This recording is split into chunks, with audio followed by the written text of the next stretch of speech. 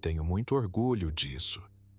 Quando você vai a um concerto de música clássica, você olha o programa, quem vai se apresentar, quem vai tocar, qual sinfonia.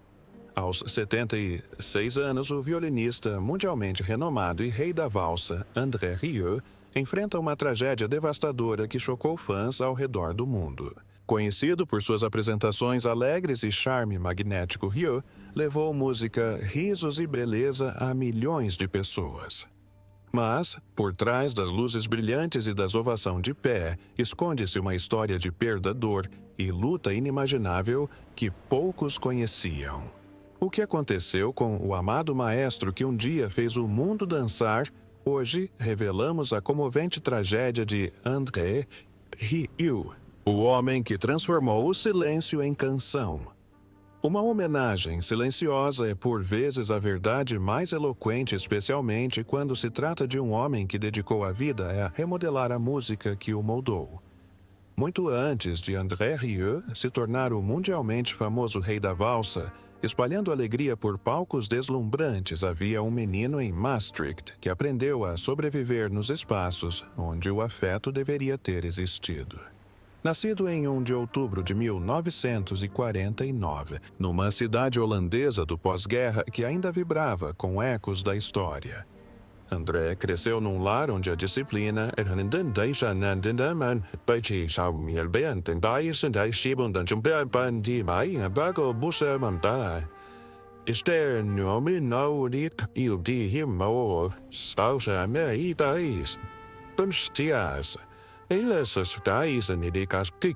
Seu pai, um maestro célebre e admirado por toda a Europa, conseguia extrair o trovão de uma orquestra, mas raramente dirigia uma palavra sequer aos próprios filhos. Sua mãe mantinha uma casa tão impecável quanto uma partitura polida, mas o silêncio dentro daquelas paredes podia ser mais gélido que uma sala de ensaio no inverno. Alguns dizem que o silêncio entre pais e filhos pode ser mais ensurdecedor que qualquer orquestra. André sentiu esse silêncio desde cedo. Ele observava o pai dominar os palcos e receber aplausos, enquanto em casa mal notava o menino que sentava sozinho, imitando seus movimentos com um lápis. A aprovação estava sempre presente, o amor, raramente. Em entrevistas posteriores, André falaria disso sem raiva, apenas com uma dolorosa clareza. Fatos, não sentimentos. Talvez seja por isso que o violino que ele pegou aos 6 anos se tornou mais do que um instrumento. Em seu corpo de madeira, ele encontrou um amigo. Uma voz, uma pulsação.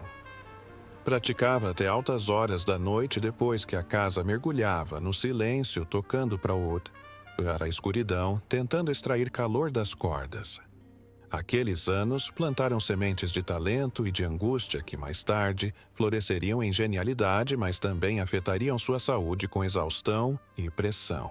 Alguns admiradores se perguntam se a intensidade que vemos no palco é alimentada por uma antiga ânsia de finalmente ser ouvido. Quando ingressou no Conservatório Real de Bruxelas, no final da década de 1960, André esperava encontrar inspiração. Em vez disso, encontrou salas repletas de competição e um profissionalismo frio. A paixão não era valorizada, mas sim a precisão. Corre o boato de que alguns professores zombavam de seus sonhos de criar concertos repletos de alegria e conexão. Mas André se agarrou firmemente a essa visão, moldando-a em segredo, protegendo-a dos críticos que achavam que a música deveria permanecer rígida e formal. E então chegou 1978, um ponto de virada. Sem segurança financeira, sem incentivo familiar e sem certeza de sucesso.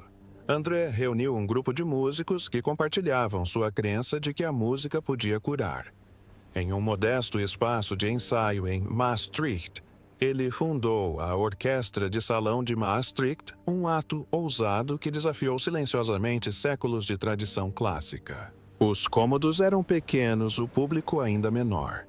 Mas o riso, o calor humano e a humanidade compartilhada naqueles espaços importavam mais do que os aplausos. Ao lado dele estava Marjorie, a mulher que acreditava em seu sonho mesmo quando a própria crença parecia frágil. O amor deles, que enfrentou forte oposição da mãe, tornou-se mais uma batalha que André escolheu travar. Perder o último elo com a casa de sua infância foi uma dor profunda, mas também lhe deu espaço para respirar, para criar, para se tornar o homem que o mundo um dia adoraria.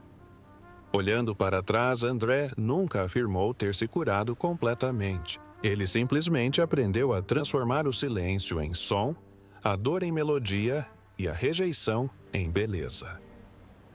E por meio dessa transformação, construiu um legado que continua a fazer milhões sorrirem, se emocionarem e lembrarem que a música pode acolher os pedaços de um coração partido e transformá-los em algo inesquecível.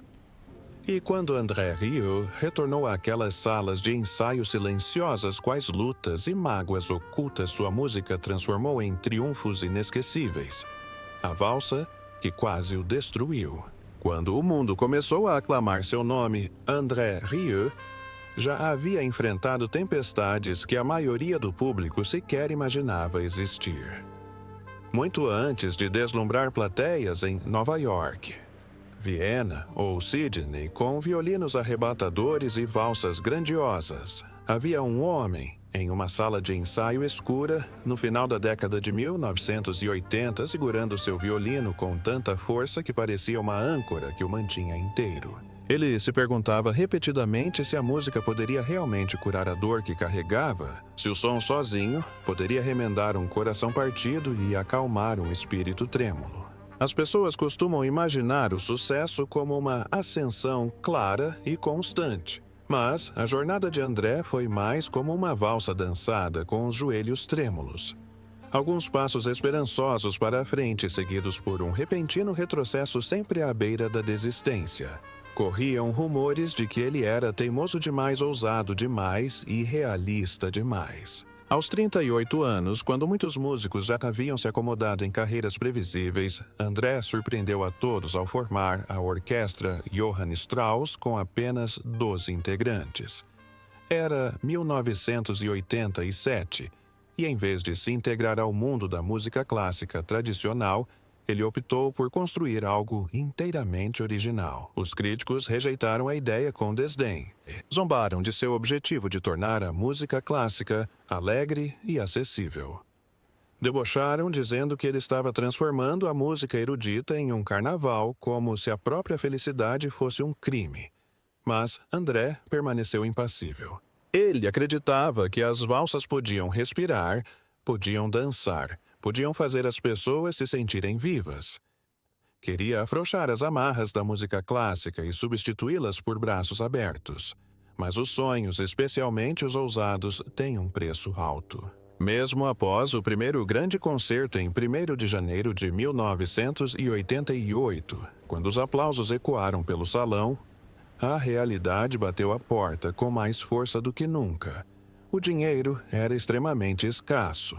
As viagens eram difíceis, hotéis baratos. Instrumentos quebrados e quilômetros intermináveis na estrada se tornaram a rotina. Ele passava as noites contando moedas sob uma pequena lâmpada, tentando descobrir como manter a orquestra ativa por mais uma semana. Muitas vezes ele deixava de comer para que seus músicos não passassem fome. Caminhava por ruas geladas depois dos concertos sussurrando para si mesmo: só mais um show, só mais uma chance. Tocava mesmo com enxaquecas tonturas e mãos trêmulas. No entanto, ele se recusava a deixar de seu arco escorregar. Costumava dizer que se um dia caísse, queria cair no palco fazendo o que amava. Aqueles primeiros anos foram construídos com suor, disciplina e pura força de vontade. Cada aplauso era como um sopro de ar depois de um afogamento. Aos poucos, a maré começou a mudar. Cidade após cidade, a alegria em sua música começou a alcançar as pessoas. O público ovacionava não apenas sua habilidade técnica, mas também a emoção que ele transmitia em cada nota. Então, chegou a noite que mudou tudo. Em 1995, durante uma partida da Liga dos Campeões da UEFA, sua interpretação da valsa número 1 de Shostakovich foi inesquecível. A apresentação deixou dezenas de milhares de pessoas atônitas. O estádio explodiu em aplausos. Da noite para o dia, Andrei passou de um jovem sonhador em dificuldades a uma estrela internacional. Contudo, o mundo jamais viu o cansaço por trás de seu sorriso. A fama não o libertou. Pelo contrário, o acorrentou a uma pressão ainda maior. Em meados da década de 1990, ele não era apenas um violinista, mas o líder de uma enorme família musical. Aeroportos se tornaram seu segundo lar, hotéis seus lugares de descanso e ensaio sua pulsação.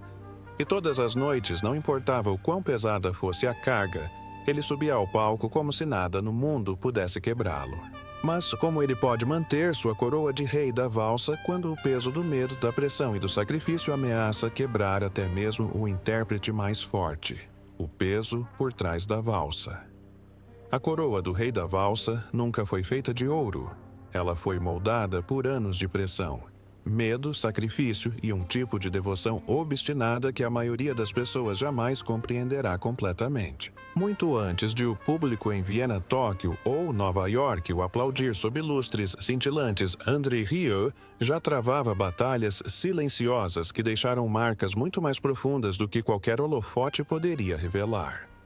Ainda hoje, os fãs se lembram do brilho dos vestidos rodopiantes da atmosfera mágica. Mas, por trás de toda aquela beleza, vivia um homem que lutava constantemente contra o tempo, a ambição e o peso físico de carregar um império nos ombros. Alguns dizem que no final da década de 1990, Rieu já estava se sobrecarregando. Outros sussurram que ele sabia disso, mas se recusava a diminuir o ritmo.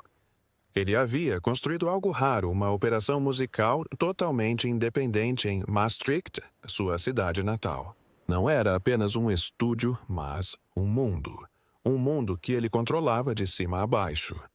Gravação, promoção, logística, até as menores decisões pareciam passar por ele. Ele gostava assim. Ou, pelo menos, era o que ele insistia.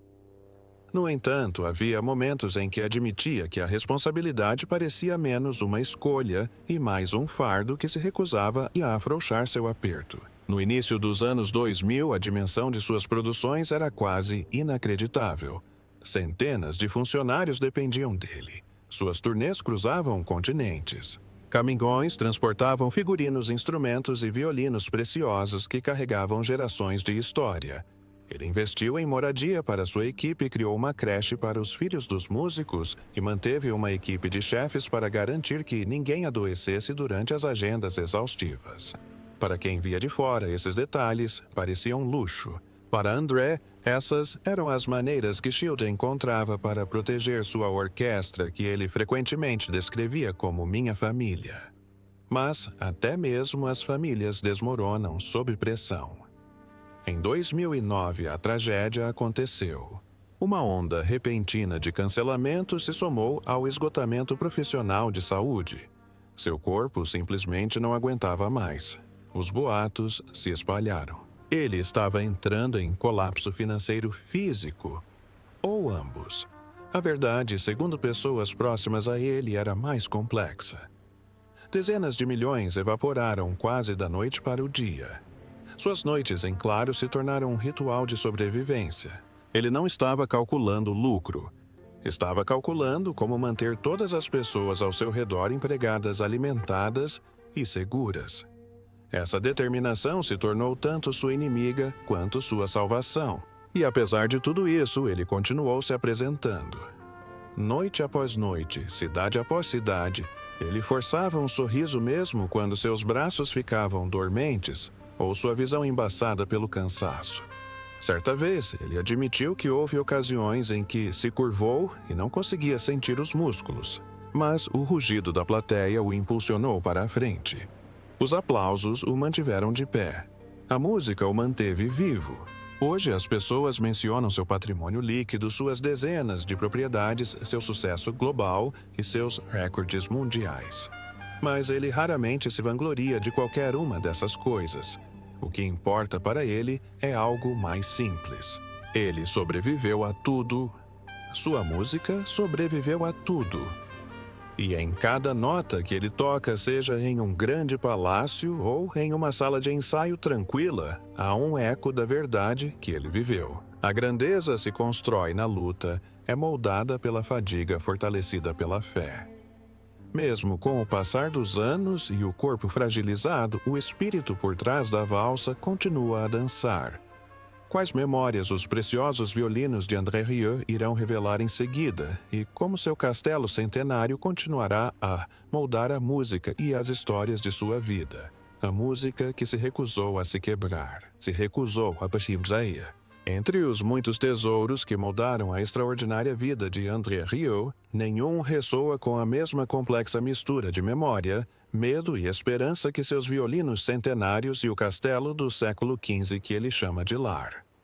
Muito antes de o público ao redor do mundo o associar a valsas arrebatadoras, turnês deslumbrantes e espetáculos jubilantes, ele era um menino tímido e introspectivo, descobrindo que a música podia curar feridas que ninguém mais conseguia ver. Mesmo hoje, quando ele caminha pelo conservatório iluminado pelo sol de seu castelo em Maastricht, quase se pode sentir os ecos daquele primeiro momento quando o arco encontrou as cordas e o som se tornou uma tábua de salvação. Alguns fãs se perguntam se foi por isso que ele lutou tão ferozmente para salvar o castelo em 1999, depois de anos desmaiando nos bastidores por exaustão e acordando em quartos de hotel que pareciam mais frios do que o inverno mais rigoroso. A compra do castelo não foi um ato de triunfo.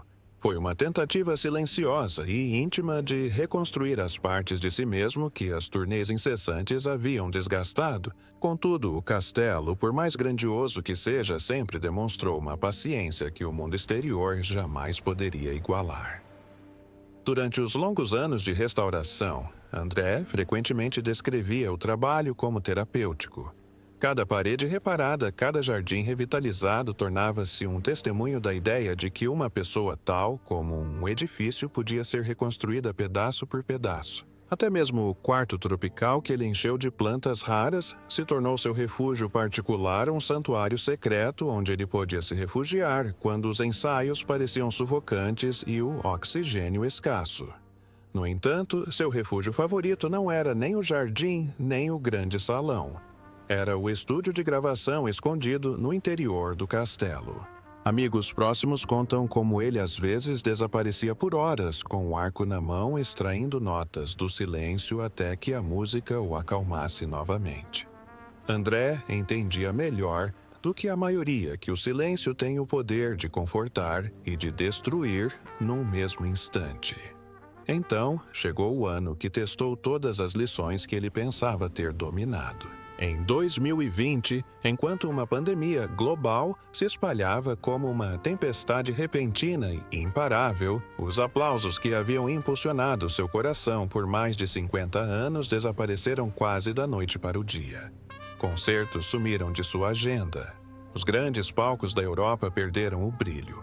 Músicos que haviam dividido a estrada com ele por décadas se viam com agendas vazias e bolsos ainda mais vazios. Corriam boatos de que ele mal dormia, que os números em suas contas o mantinham acordado mais do que qualquer manchete jamais conseguiria. Alguns sussurravam que ele havia vendido discretamente um carro antigo. Outros disseram que ele se desfez de investimentos valiosos apenas para manter sua amada orquestra à tona.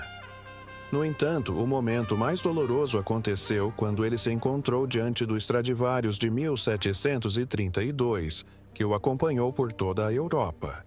Um violino mais antigo que as nações, mais antigo que as salas de concerto que ele havia enchido de música. Só de pensar em se separar daquilo, sua alma parecia se partir em duas. Mesmo assim, ele ponderou sobre a possibilidade. Os fãs ainda debatem aquele momento. Seria desespero ou devoção. Seja o que fosse, ele não chegou a se entregar completamente. Talvez compreendesse que a música, assim como o coração humano, precisa permanecer íntegra para continuar pulsando. Dentro do castelo, o riso se dissipou. Os cômodos ficaram silenciosos e o mundo pareceu suspenso. Mesmo assim, a música de André perdurou.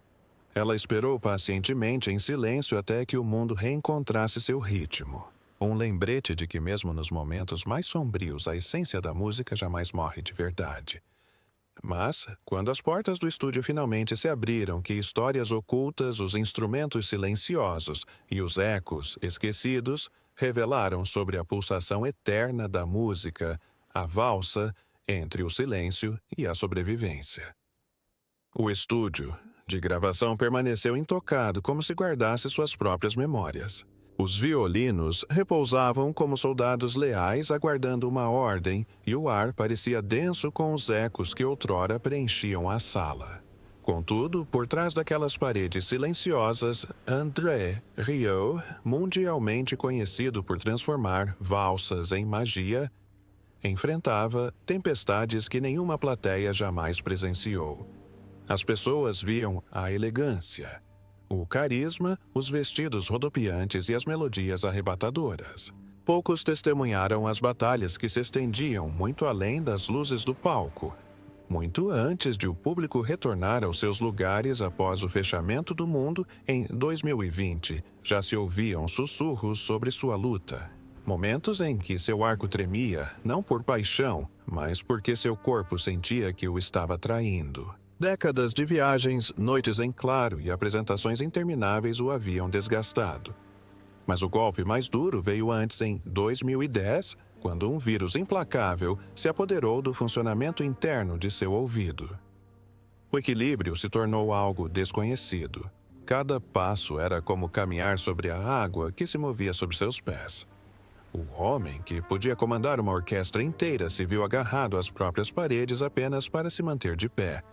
Fãs enviaram cartas de todos os continentes, mensagens repletas de preces. Mas, a portas fechadas, ele lutava contra a náusea e a tontura. Naquelas noites em que o amanhecer parecia distante, ele caminhava pelos corredores como um compositor perdido em busca do ritmo da esperança.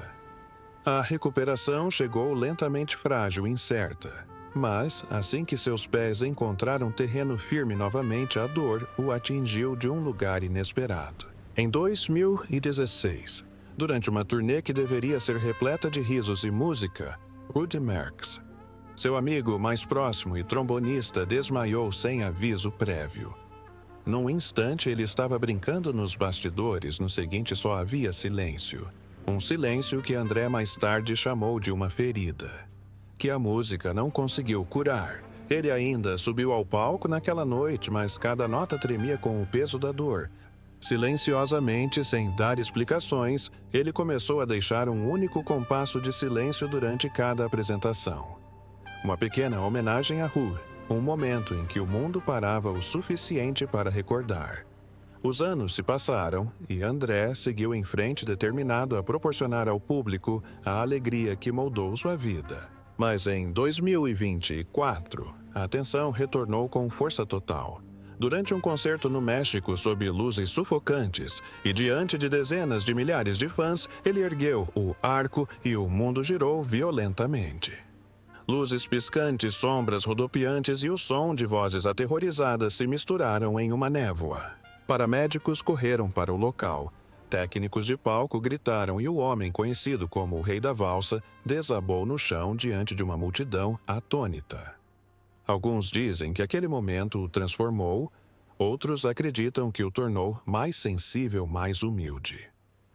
Quando ele finalmente retornou aos palcos após a reabertura do mundo, os aplausos não eram pela fama, mas sim pela sobrevivência. Cada valsa carregava uma verdade mais profunda, cada silêncio uma lembrança. E, em algum lugar naquelas pausas frágeis, André Rieu provou que mesmo quando a música vacila, o coração por trás dela ainda luta para continuar tocando. Quando os aplausos cessaram e os holofotes se apagaram, um segredo inquietante sobre a noite inesquecível de André Rieu foi revelado. A música que se recusava a desaparecer. O caloroso brilho dos aplausos muitas vezes esconde as sombras que se arrastam por trás deles. E numa noite inesquecível, essa verdade envolveu André Rieu como um manto indesejado. Muito depois de a orquestra ter silenciado seu mundo, se reduziu ao bip rítmico das máquinas do hospital e a voz trêmula de Marjorie ao seu lado. Ele fitou o teto, perguntando, se não pela primeira vez, se seu corpo finalmente havia atingido o limite do que a fama exigia. Contudo, o homem cujas valsas outrora faziam o estádio inteiro vibrar recusava-se a render-se. Mesmo quando o amanhecer irrompeu pelas persianas com a fria clareza da luz de novembro, ele se ergueu com uma calma obstinada, optando por se reconstruir com a mesma precisão que outrora dedicara ao seu arco. Essa recuperação não aconteceu de forma linear.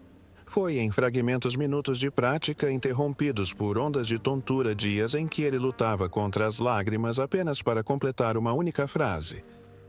Às vezes, ele estendia a mão para o violino e simplesmente repousava sobre ele, como se pedisse a um velho amigo que sustentasse o peso que ele não conseguia mais carregar sozinho. E os rumores começaram a circular como sempre acontece. Estaria ele frágil demais para continuar? Estaria a música se esvaindo? Contudo, a cada retorno ao palco, cada nota se tornava uma negociação com o tempo. Cada apresentação, uma declaração silenciosa de que ele ainda estava ali. Por trás do brilho de seus triunfos, Marjorie permanecia a âncora que o público jamais via. Em meio a tempestades financeiras, turnês exaustivas e a quietude dos anos de pandemia, ela carregou o fardo invisível que mantinha o mundo deles unido. Ela administrava agendas, resolvia crises e protegia a saúde dele com uma devoção feroz disfarçada de rotina gentil. André diria mais tarde que ela o salvou mais vezes do que qualquer aplauso jamais poderia. Pierre, o filho deles, cresceu assistindo ao preço da grandeza dos bastidores.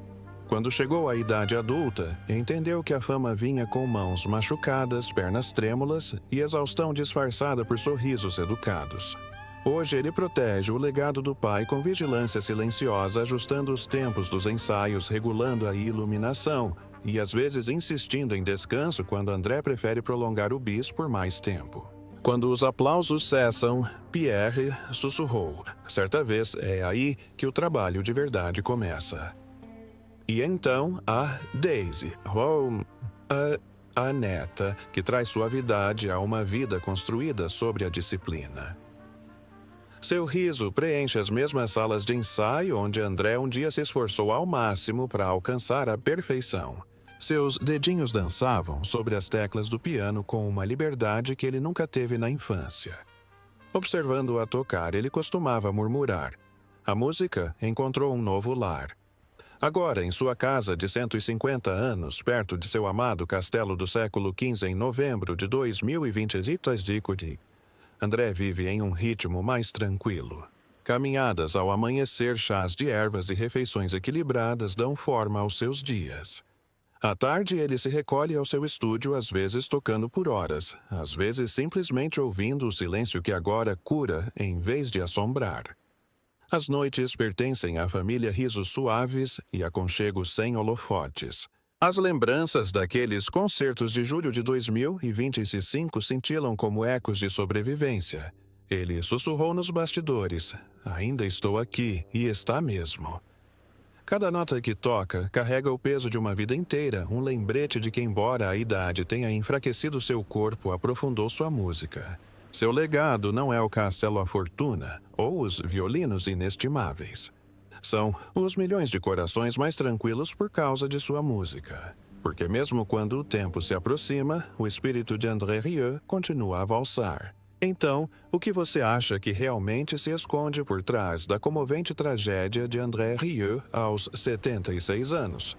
Um ponto de virada ou uma verdade oculta? Gostaríamos de saber sua opinião. Não se esqueça de curtir e se inscrever para mais conteúdo.